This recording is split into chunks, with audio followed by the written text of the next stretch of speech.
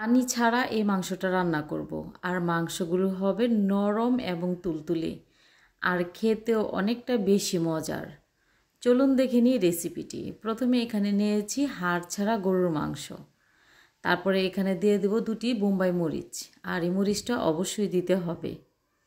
তারপরে এখানে দিয়ে দিব আমি সামান্য পরিমাণে গরম মশলা গুঁড়া। স্বাদ মতো এখানে দিয়ে দিব লবণ। সামান্য পরিমাণে এখানে অ্যাড করছি হলুদের গুঁড়া। হলুদের গুঁড়ার পরিমাণটা অল্প একটু দিতে হবে যেন সুন্দর একটি কালার চলে আসে। তারপর এখানে অ্যাড করছি 1 টেবিল চামচ পরিমাণে আদা রসুন বাটা।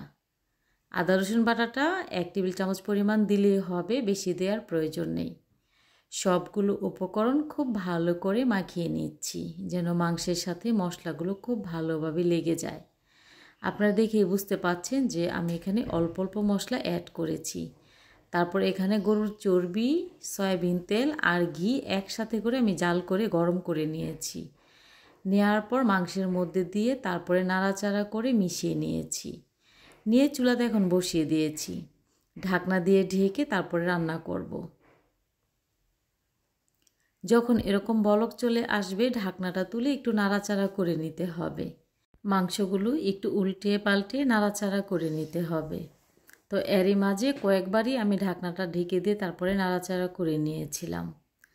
আর এই মাংস থেকে কিন্তু অনেকটা পানি উঠে আসবে, এক্সট্রা পানি দেওয়ার কোনো প্রকার প্রয়োজন নেই। তো ঢাকনা দিয়ে ঢেকে আবারও রান্না করে নিচ্ছি। ঢাকনাটা তুলে নিয়েছি, এরই মাঝে কিন্তু মাংস থেকে অনেকটা পানি উঠে এসেছে। আর যে বোম্বাই মরিচটা দিয়েছিলাম, ওই মরিচটা যখন এরকম চিপসে যাবে তখন প্যান থেকে তুলে নিচ্ছি। এই মরিচটা দেওয়ার ফলে কিন্তু কোনো প্রকার ঝাল হয়নি, সুন্দর একটি ঘ্রাণ আসবে, এর জন্য এই মরিচগুলো দেয়া হয়েছিল। তো নাড়াচাড়া করে পানিটা শুকিয়ে নিতে হবে। আর এই পানিটা মিডিয়াম আঁচে আমি শুকিয়ে নেব। মাংসটা কিন্তু এর মাঝে অনেকটা সিদ্ধ হয়ে গেছে, আর পানিটাও সম্পূর্ণ শুকিয়ে গেছে। যখন এরকম পানিটা সম্পূর্ণ শুকিয়ে যাবে ওই পর্যায়ে আমি কয়েকবার জাল করে তারপরে এই মাংসটা খাওয়া হয়। রেসিপি ভালো লাগলে শেয়ার করার অনুরোধ রইল। আপনি যদি আমার ইউটিউব চ্যানেল থেকে দেখে থাকেন তাহলে সাবস্ক্রাইব করে নেবেন। আর আপনি যদি আমার ফেসবুক পেজ অথবা টিকটক আইডি থেকে দেখে থাকেন তাহলে লাইক ফলো করবেন পরবর্তী ভিডিওটি সবার আগে দেখার জন্য। তো নাড়াচাড়া করে মাংসটা আরেকটু ভাজা করে নিচ্ছি।